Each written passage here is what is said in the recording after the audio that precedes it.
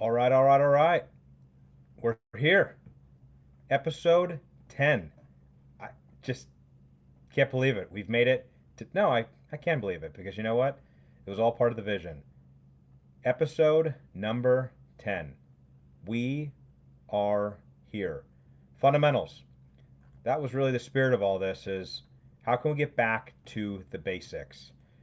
The basics should be having brother Joe here to help us produce, but sadly he could not join us today, but we're trying to keep it basic. No need to go into a long monologue. We'll keep toying with that, seeing if it sticks or not.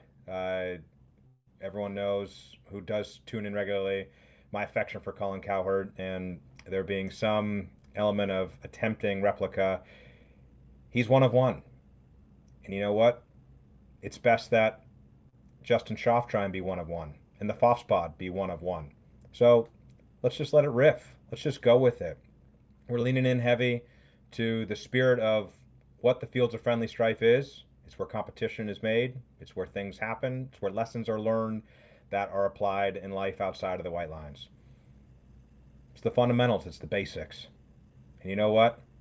We're leaning in heavy to Ted Lasso football. We're creating our own identity. It's back. The show is back. Season 4. Ted is back. They were in Kansas City in America. Shouldn't ruin too much of it for those that haven't watched it. But Ted Lasso football, it's our brand. It's American football and it's global football. The two greatest leagues in the world, NFL and EPL. We're talking about those leagues, we're talking about those sports, and just like Ted, we believe.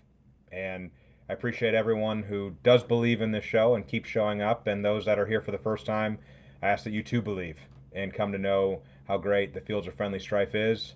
We have world class contributors on this. Our OG mainstay, Roderick David, is joining us again today on the show. Can't thank him enough. He's going to have great insights as we talk things NFL and college football here stateside. And then we got the Keystone Prophet, Will Zeckman, coming back to the show to talk global football.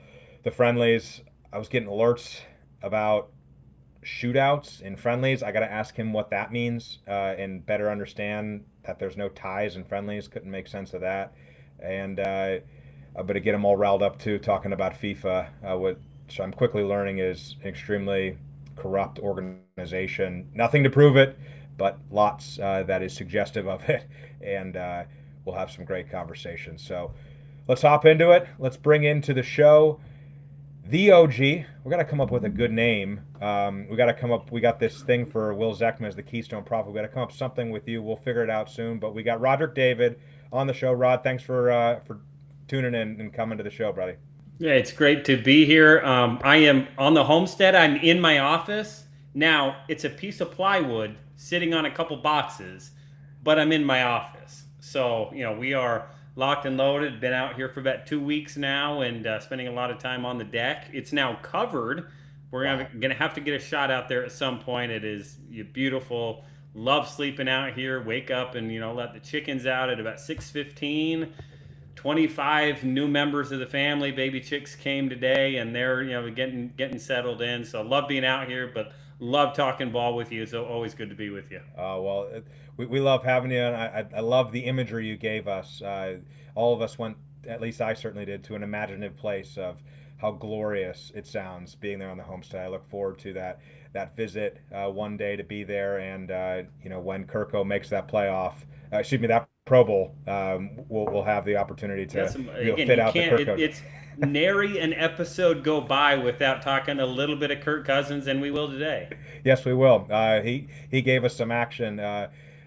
He definitely, as I kind of conjured it up, he asked us if we like that, but we won't rush into it yet. Let's first start with a little rewind here. I wish I had the tape. I'm not there yet on the technical side of it, but we were talking about Minnesota Vikings last time, and what were some thoughts there on the quarterback uh, being QB1 and OC.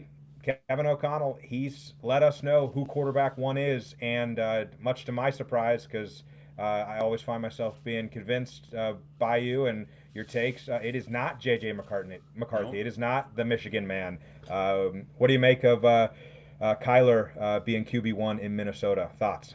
Yeah, I mean it's again to me surprising. It it tells me a little bit of where this franchise is at with the new GM Teasley coming in from Seattle. I think there is a lot of pressure to show that Kevin O'Connell is going to be the coach of the future.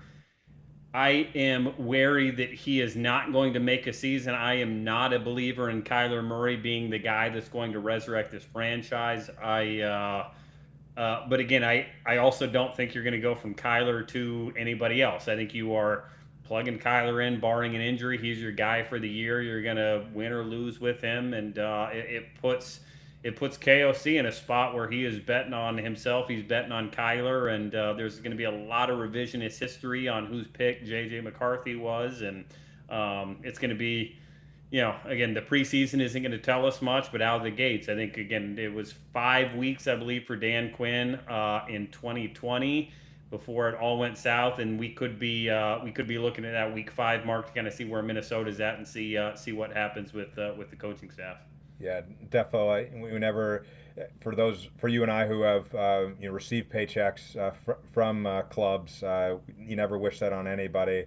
But it's certainly something that we have to pay attention to. It's something that just hit me now because I was listening to, as we know, my Cowherd following, and he was talking about how Kyler's really never had a offensive line in his time, never really had much of the supporting cast. What do you make? Is the offensive line good in Minnesota? Are there better ingredients there maybe for him to succeed? Just trying to keep the conversation going here on if there's some other factors here that maybe the Allen, Texas kid finally reaches that all-world talent that folks believe is there with the quick release and just ungodly athleticism. Yeah, again, to say it's always a tough thing from Coward's perspective to say Kyler never had an O line in Arizona. He had an offensive line designed for a Cliff Kingsbury system. I like Big that. guys, Yeah. not much movers, and again, I'm not sure what evaluation Coward's doing. They were a fit for that system. So Yeah. you can look at them on paper, league average, what they've done in their career, and be like, oh, these are average NFL offensive linemen. Again, over the years that Cliff was there, they did win some games. It was designed that way. Kyler's not a tall guy. They have to design a pocket. They have to design plays with that in mind. In Minnesota now, you're looking at if they all stay healthy, this should be an above average line. Now, again, there's been a lot of inconsistency at a number of spots. Again, when Darrisaw's healthy, he's very good out there. The Ohio State kid they drafted seemed like he plugged in. I expect him to take another step at guard. Center, again, got to just stay healthy there. I believe Brian O'Neill is still at right. Again, the guard spots have really been kind of a rotating door, getting guys in there. So to say that he's going to have a much upgraded offensive line, again, on paper, he's got some good pieces. But again, it goes back to KOC's going to get him out of the pocket. They're going to get him on the move. We're going to see Minnesota run the ball a lot. I have to imagine get a lot of boot games. So again, offensive line always gets ranked and graded better when you're winning and when you're running the ball. And KOC is certainly going to give him a chance to do that. 100, and this is why having you on is just such a breath of fresh air, and I just really hope folks can appreciate this, like where a national reach, nothing is thrown shade here at Coward. He's obviously wildly successful, has trust and rapport with the pros that are in the business to where they'll share information with him. But here you are educating the audience and letting them know about the schematics, right? Of course he didn't have an offensive line with Pro Bowlers. Like, gosh, I'll never forget as I was getting brought into it and taught, and like this aha moment of like, oh yeah, he's 7 yards from the line of scrimmage, taking it out of shotgun, right? So the way that the roster is constructed doesn't need to have world class offensive linemen, and the system that Cliff was running, wasn't going to statistically put offensive linemen in positions to be identified as Pro Bowlers that are maulers and doing these incredible things. So just appreciate the insight there and the take. It's just awesome and great reminder of The pros know. So appreciate it, Rod. You the man, brother. Now, just moving on to the kid, the Michigan man. Uh, what's the Vikings' plan? Are they on the phone making calls of hey, who's did you like the kid when he was coming out? Was there good tape that you still can believe there? What's the deal with JJ McCarthy? What do you think? Yeah, I don't think Nolan Teasley has to get on the phone. His phone's ringing. Again, as soon as that Kyler Murray decision is made, um, again, there's probably been conversations throughout the summer, and again, the conversations are going to continue to happen. I think they move him. I think they pick up a draft pick, a compensatory type next year. It's not going to be a first rounder by any stretch. Again, you're probably hoping to get maybe a compensatory that moves you up early on day 3. I think is probably what you're going to be thinking about. But again, teams that have a hole at quarterback but have some developmental time are probably going to be teams that are going to be interested in them. The Green Bay Packers, do you pay the division tax? Again, I think he would certainly be a fun one to put in there behind Jordan Love and see if he does develop. Again, the Miami Dolphins, because what you've paid and brought down Malik Willis, I think that is another franchise that would certainly have a role for him. Again, I'm never closing the door on San Francisco and what Kyle's done with guys like this. Bring them in for a year, reclamation project, backup. Again, you've got a clear-cut starter in Brock Purdy, and so again, you can kind of plug in a guy behind that. So I think he is going to be on the move. I think it's the best thing for the kid, and it gives you, when you have a new GM, new front office, though it really is just Nolan. Not a ton of new pieces there, but you really kind of give yourself the reset to say, hey, yeah, we're going to move on from this kid, because the guy that drafted him, whether it was the head coach or the GM, going to be lots of revisionist history on that. I fully expect. Again, the quotes will be coming out from all through the time, but with Nolan Teasley there, you're going to give yourself a little bit of a clean slate. Yeah, definitely. Then moving on to some other news. So we have franchises that are announcing who QB1 is for opening day. We have others that are getting bit by the injury bug. Our favorite Dan Quinn there in Washington with their starting left tackle. Only fitting his initials are also LT. And Laramie Tunsil there with a tricep injury. Are the Commanders going to be in the market looking for a replacement? If so, who's a guy, or do you think it just stays internal? Yeah, no, I think they're going to be looking. There's a couple good players that are going to be 1-year plug and play guys. Again, Taylor Decker, who retired, unretired. Again, it sounds like he wants to play. He is a gritty, tough. I think he fits what DQ would want there. Leader, veteran. I think he makes sense. There's Jermaine Illuminor. Again, he's had up and down years. There's some free agents that are really, again, 1-year guys. You plug them in. Taylor Decker is just kind of the no-brainer for me. If you're not doing your due diligence on him, you bring him in. He plugs, he plays. You know exactly what you're going to get.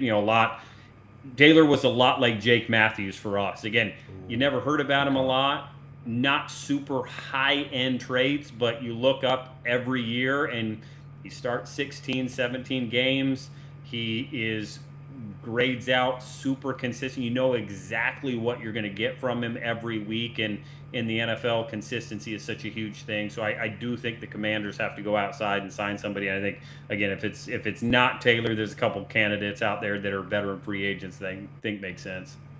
Yeah, no, I never thought of the Taylor Decker one. That's brilliant, spot on. A name that was being talked about here in Western Pennsylvania as to a project that has not amounted to what they had hoped. There's murmurs that Broderick Jones may be on the move. The con artist Omar Khan may be having some conversations with Adam Peters about what deal could be made there. But the Taylor Decker, that's such a plug and play. That makes so much sense. Love that. And then I wonder too, just keeping with the Western PA Great Lakes theme. You think there's any move? Just thinking about my boy James Conner, Detroit. Do you think that they're having conversations to see what Mikey LaFleur's thoughts, plans are for number 6 with Pacheco going down, or do you think this is all just precautionary with the knee and it's just all smoke? Yeah, I think again, you're always going to have conversations. Again, that running back situation, that running back room down in Arizona. Again, it makes sense for one of them to go. Probably still early because again, for a guy like James Conner and the Lions in the backfield, again, that's probably a cut down time move. I don't think it needs to happen before that. You let it play out with Isaiah. Again, they're certainly going to have to, steal from another position to get a running back on their roster. Pacheco's going to just be sitting. And you can't be short of running backs in the preseason. You've got to have multiple guys because, again, I can't remember if you were there yet. I was a part of a game in Atlanta as a pro scout, and we get to our final preseason game, and we had one healthy player in the backfield, and he was a fullback that had like 9 career college carries, but hey, you're going to go carry 30 this game because we've got to get through preseason 4. You never want to be short at running back. You've got to have bodies back there because of the nature of the position getting banged up. So they will make a move. It'll probably be a street free agent, a rookie, an undrafted guy that, hey, come in here, give us some legs, give us some work. Pacheco's going to be there. But that's all to say certainly could be thinking about a move. Again, you're always going to explore your options during the preseason as you look around at depth charts that are, hey, they got 3 good ones in Arizona, and it really only makes sense for them to have 2 of them. Tyler Algier or James Conner, somebody may be on the move, and again, whether it's Detroit or somewhere else, again, makes sense. Well, yeah, and they're just, I think they're 4 deep there. They even got the Trey Benson kid. So, Yeah. with the OC's familiarity with the room, there in Arizona, I could see there being a move. We shall see. A good reminder that something you can certainly wait till the end. And we gave a little teaser to everyone about Kirko and all the hoopla going on there with him and Max Crosby chirping. Gosh, what was? Do you like that? No pun intended. Of course, pun intended. And I'm hearing all this murmuring that, albeit it's conspiracy theory stuff, right? But that Max was just doing it so that he could have Jerry make a call. Is that just smoke? Is that just people trolling? What do you make of the Kirk Max Crosby dust up there in Yeah, Vegas? I'm not reading it into any of it on the Max Crosby side. Again, if they wanted to turn around and deal him, I think they would have already dealt him. And again, him practicing during the preseason and going through this stuff. Again, that's if you want to move him, you're not practicing that player because you can't afford to get him hurt. So I think this is a situation where not being there, I didn't read anything else about the practice, but Kirk Cousins is also a veteran of the game, and he knows when there's a little bit of a lull. You get into the camp practices and you need to kick the juice up a little bit. Picking a fight with the best defensive player on your roster is not a bad way to ratchet up the intensity. Truly, again, I've heard coaches talk about it, and it's the wink nod to my veteran from somebody on offense or defensive side of the ball. Like, hey, we got to get it going. That's a really good way to do it. I expect that to be what happened with Kirk Cousins because my understanding is he's the one that initiated it. So Kirk Cousins is playing his role now. With this Kirk Cousins story, Justin, I want to pull out a quote from tight end Michael Mayer, who's is talking about we don't want to be throwing punches, but I think any padded day of camp, there's going to be some tussles. That's our starting quarterback right now. Oh! End quote. Oh! Does Michael Mayer know something that we don't still? So, again, whether it's a quarterback competition, whatever they're saying internally, this is always one of those things where I am reading every line and it's part of a quote. Michael Mayer's not a dumb guy. He's smart. He knows what he's saying. Notre Dame man, He too, may right? be he may Right? be onto something. Is all Yeah. I'm saying. Yeah, no, and he's a man of South Bend, Indiana, if I'm not mistaken, right? He's a Notre Dame product, so he knows he'd have to go to confession if he was lying. So just a little bit of a drip feed there. Dang nabbit. Sorry, Oh, sorry. I do it every week. I'm gonna throw cold water, and until I'm out of ice, I'm gonna keep doing it. oh, perfect, absolutely perfect. Well, I'm still holding out hope, even the size of a mustard seed, that we're going to see a run here hoping that we can move that mountain. But let's switch gears here over to Saturdays, and we'll try and be lightning fire here. Respectful of your time. Already going on 20 minutes. Appreciate you, brother. Just didn't know if you got a chance to see some of the preseason top 25s that came out, and any thoughts on what you've seen. One in particular, thought just dive right into it. Joel Klatt with the Oregon Ducks, #1. What do you make of it? What are your thoughts? Yeah, again, I've looked at a few of them. Again, to me, there's really three teams. Three teams that seem like they're consensus. They have the right pieces. They've got, again, the quarterback back. Ohio State, Oregon, Texas. I think you could make the argument fairly easily for any of these teams to be #1. I know Georgia's kind of the other one in the mix and underachieved last year, didn't quite get it done last year. Again, I fully expect them to be a really good team. But again, when you bring that quarterback back, Notre Dame, again, the quarterback's got to be more consistent. You saw outstanding play from the kid up at Oregon. Going to draw a blank on his name now. Moore. There we go. Yeah. So them being #1 again. Yeah, it's easy to make the argument. And at this point, everybody's undefeated. Everybody's 0-0. So again, I can understand the argument. Texas, I'm surprised Texas isn't getting more love because, again, they've got a really good quarterback. They've got a lot of pieces back, and arguably they got better just about everywhere, should be just about better everywhere. Ohio State just reloading, having obviously some really good pieces. But again, it's preseason. It'll change. Where was Indiana ranked 2 years ago? Where were they at the beginning of last year? Again, really, the fact that they're still up at #6 with all their changes, it'll change many times as the year goes. I don't think anybody's going wire to wire regular season #1. It'll be a fun year. Oh, defo. Yeah, college football landscape has changed, as we know, and I think the product is certainly proving to be more exciting, certainly at the top. One that I saw outside of his top 10 that I'm keen to watch and see what movement happens there is it Lincoln Riley's time? Have the men of Troy arrived there with? I see it. What do you think? Am I onto something, or am I off on the guy that just always wears Jordans? Yeah, I mean, it's SC, it's Lincoln. They're going to score a lot of points, right? I don't know. It's a quite off season for them. Maybe that's the best thing. They did go out and hire. I think they were the first NCAA organization to hire a director of AI or whatever his role is.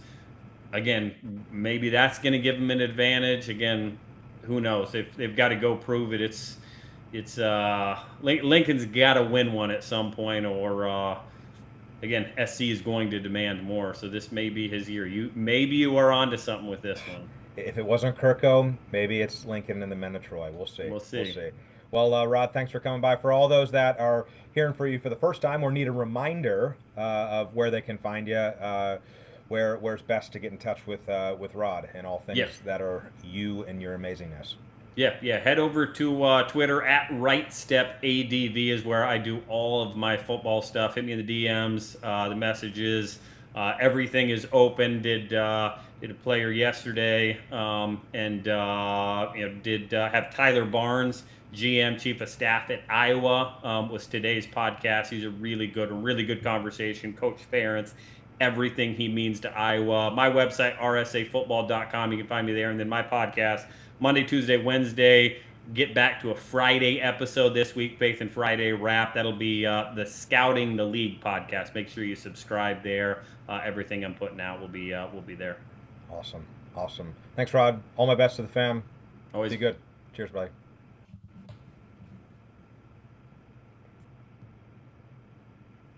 That's it. Just every time, putting gold, especially the system stuff. Like, for all the folks that love the game and just understand it at a surface level, when he's able to just drop those nuggets of the system that Kyler was in, and talking about the veteran kind of wink nod of Kirko, and like just debunking the myth. If Max Crosby was on the move, he wouldn't be practicing. These are all just nuggets that set the record straight and are just pure gold. So can't thank you enough, Rod, for coming on the show. Next up, we got the Keystone Prophet. He's been patiently waiting there in the wings. We're going to let him in here to talk global football. Here we go. Keystone Profit. Will the main man Zekman. There he is. How we doing, brother? Oh, we don't have sound. We don't have sound. Let's see. Try it one more time. We don't have you. Now, here is the workaround that we're told. Here's what we'll do. If you're able to shut off all Bluetooth on the phone, this is what we're told. You just shut all Bluetooth off. We still don't have you. So how about this? How about we leave the call and then come back in and we'll see if that works with all the Bluetooth off. We're going to try one more time. Riverside, are you just trying to force us into using our desktops? Is that what the message is here? Or is there troubleshooting that needs to happen on the mobile app? All right, here we go. Let's see, he's coming in. Either way, Riverside, we need answers. For us amateurs that are trying to interface with this, we need answers. All right, what do we think? Give it a go. Anything? Sugar. We still can't hear him. One more here. Let's see what I can do. Let's see if I move backstage. Let's try that. And then we're going to move backstage. We're going to try to go backstage. Let's see what happens. All right. And we're going to... He's back on stage. Okay. No, nothing. One more again. Let's see if we can mute it. Let's mute him. No, anything. And then we're going to try this one more time. Unmute. Anything. Hello. Sugar. You can't even hear me. You can hear me. That's great. I can read. I'm like reading lips. This is good. Let's see one more time. Oh. He's taking the camera off. No. Sugar. Especially he's got HTP on too. We love repping the brand. High tech plating, high performance. We can't even get. Very frustrating. Well, here's what we're going to do. Well, here's our workaround because we want to have the session, right? I'm just going to call you on the telephone. We're going to put it up here. We'll get a beautiful mugshot of you up on the screen, and we'll talk through this thing, all right? All right, you're the best, brother. All right, let's call Will in here. Appreciate everyone's patience. Sorry for some of the technical difficulties. This one's on Riverside because we're really trying to do everything right. And we see that it works when you do call in from the desktop. And that's not Will's fault. Like, he's called in before, so is Rod, from the mobile app, and it's worked. So Riverside, we're asking questions. We don't know why it's not working. Let's call up the Keystone Profit here. Keystone Profit, coming up. There he is. Okay, we got him.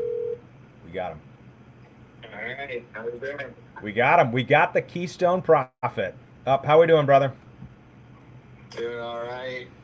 You know, beautiful day in Erie, PA. Beautiful day in Erie, PA. Well, we appreciate you coming on the show. Sorry about the technical difficulties. It's not you. It seems to be a mobile thing with Riverside. We're putting it out. We're gonna do whatever we can here on the airwaves to get their attention that those of us here on the FOF spot are having trouble. But we adapt, we overcome. We're anti-fragile here on this crew, so here we are on the mobile device, checking in, talking all things global football. It's not like technology ever goes haywire, No. and has controversy in our world of football. Never, right? It's not like we've ever seen it at all, let alone in the last 60 days, just kind of at the forefront in Scotland. Sorry, Cal, didn't mean to put salt on the wound there. Or here in the States, we've seen it like crazy with the World Cup and what have you. But we adapt and overcome, right? We keep trucking on.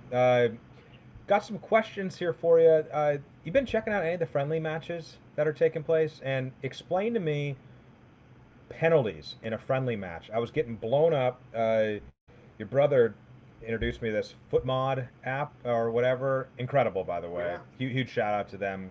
Lots of gems come through, little nuggets. But I'm getting notifications about your Gunners playing Como. On the bucket list to go watch a match there also. But I'm getting notifications about a shootout in a friendly. Explain to me that.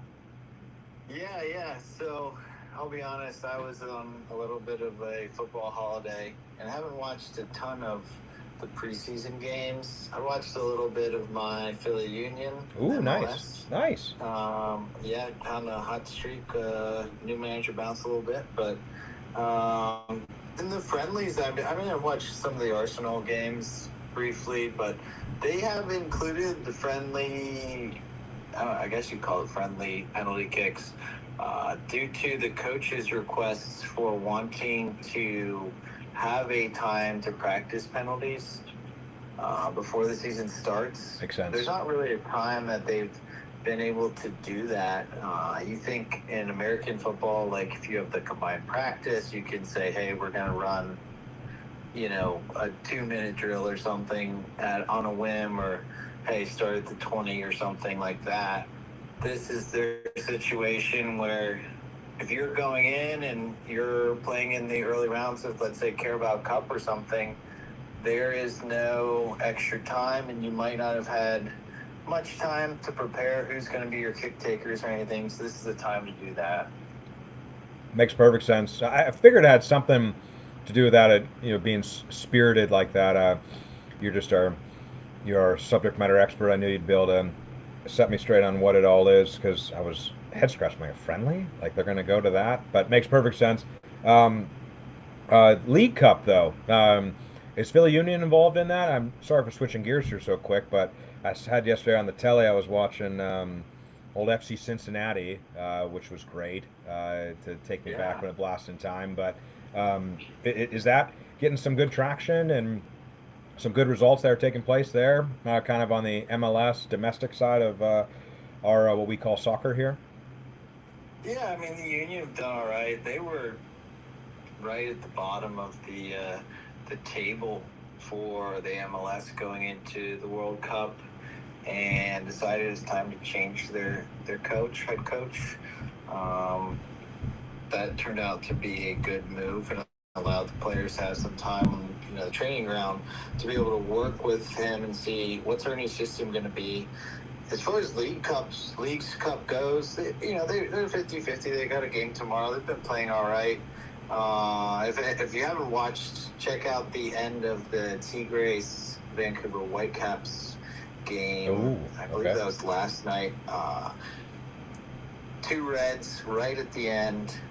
Diego Lainez and the goalkeeper for Tigres both got red cards. What? After the 88th minute. Incredible. One of them for goalie runs up, pushes the ref. It's just incredible. And, I think that might help American fans see some of the passion. Yes. Especially people who have kind of gotten into sport more through the World Cup and maybe don't have a team to cheer for, or a player to, kind of play the villain a little bit. So I'm optimistic as far as some of these games, and Liga MX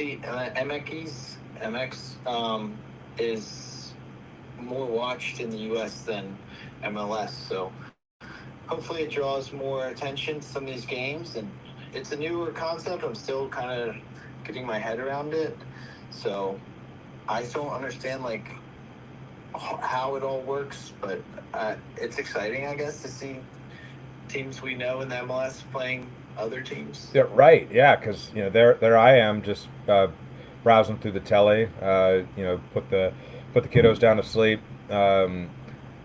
Wife's too cool, doesn't really want to spend any time with me, which I get. I'm a lot. No one really wants to spend any time with me, but you're just flipping through the telly, and I'm joking. It's a joke. I'm very my wife loves me dearly, and we're very, very happily married. I don't want anyone to panic. They're on. Who's listening wonder what the heck is wrong with this guy. But I think I just see him like, oh, there it is. This looks cool. Look at that. MLS is on, and gosh, looks like it. And it was a good match.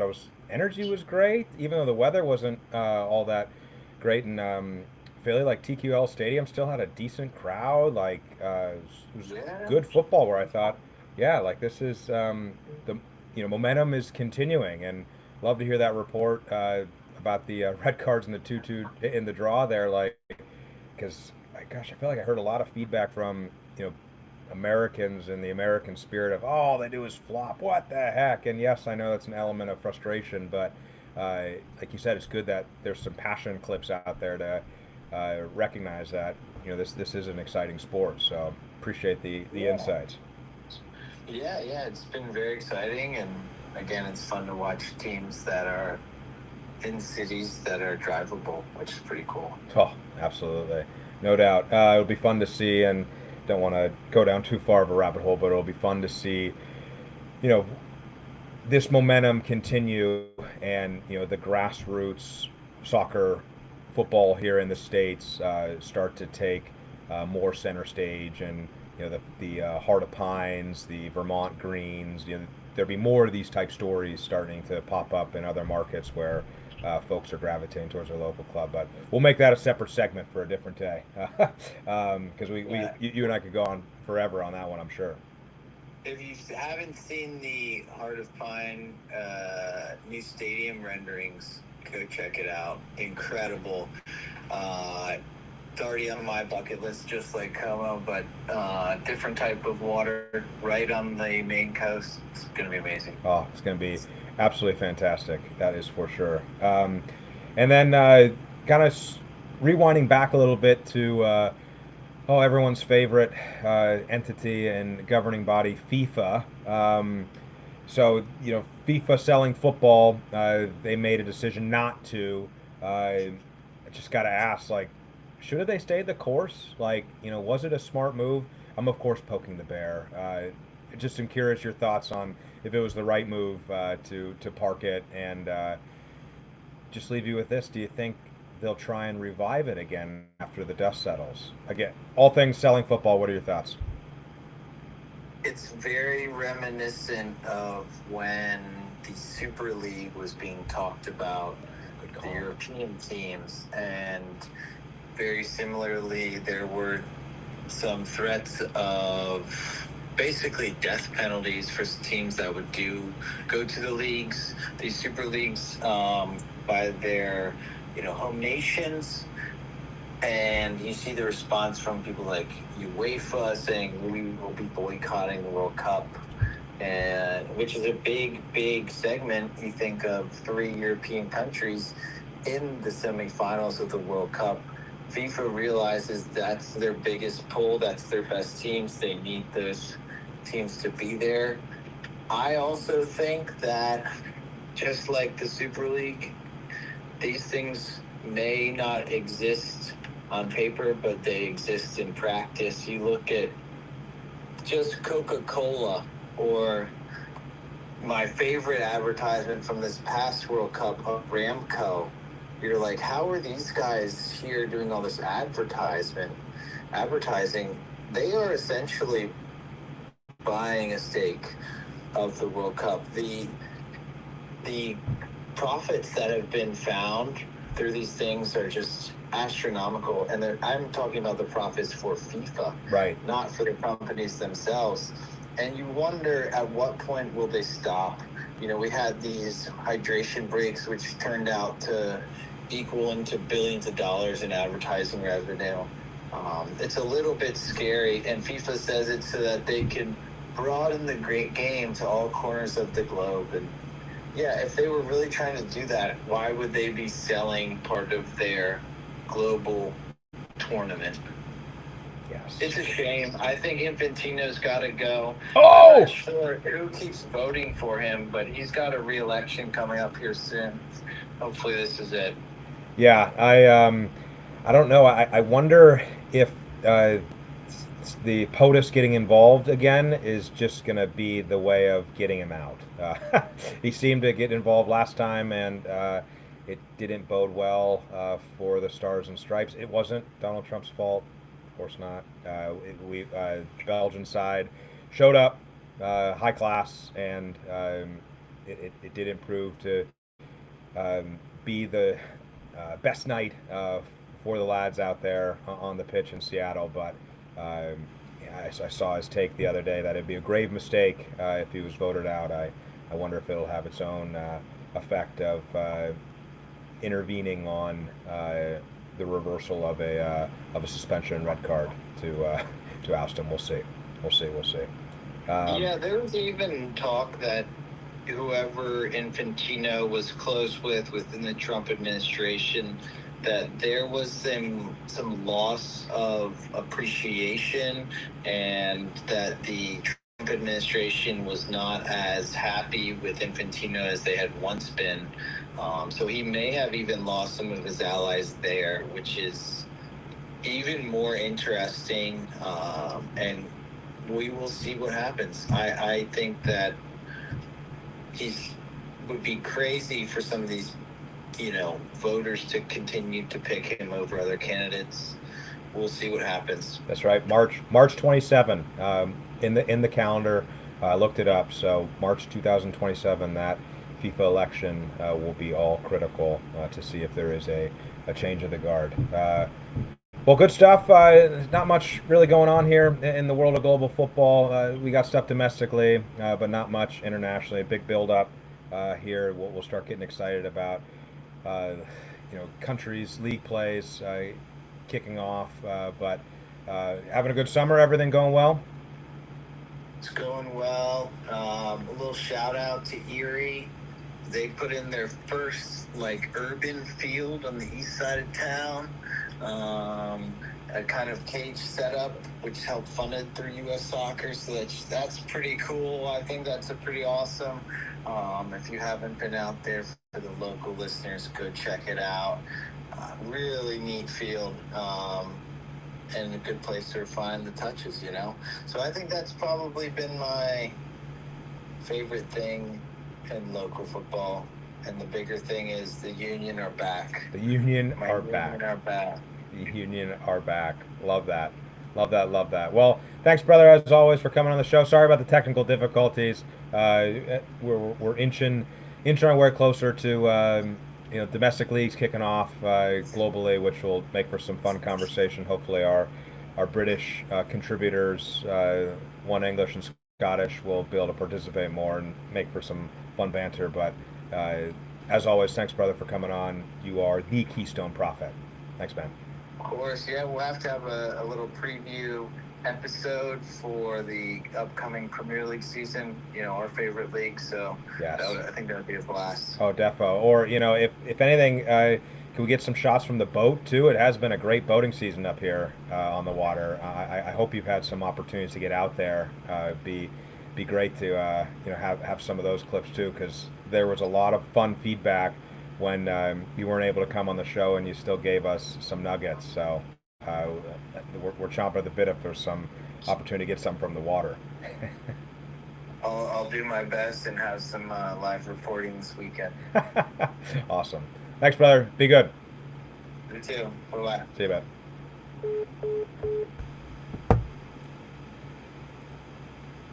That's what we do. We adapt and overcome. We made it through another one. We're into double digits now. 10 episodes. We had the OG Rod on with amazing nuggets, the Keystone Prophet crawling through, working through not much going on in the global soccer space, global football space, excuse me. But we did it. Another one in the books. Thanks, everyone, for tuning into the show. We'll be back again next week. Same time. Maybe a different place. We'll see if we're back in the studio. Either way, Fields of Friendly Strife podcast. Cheers. God bless.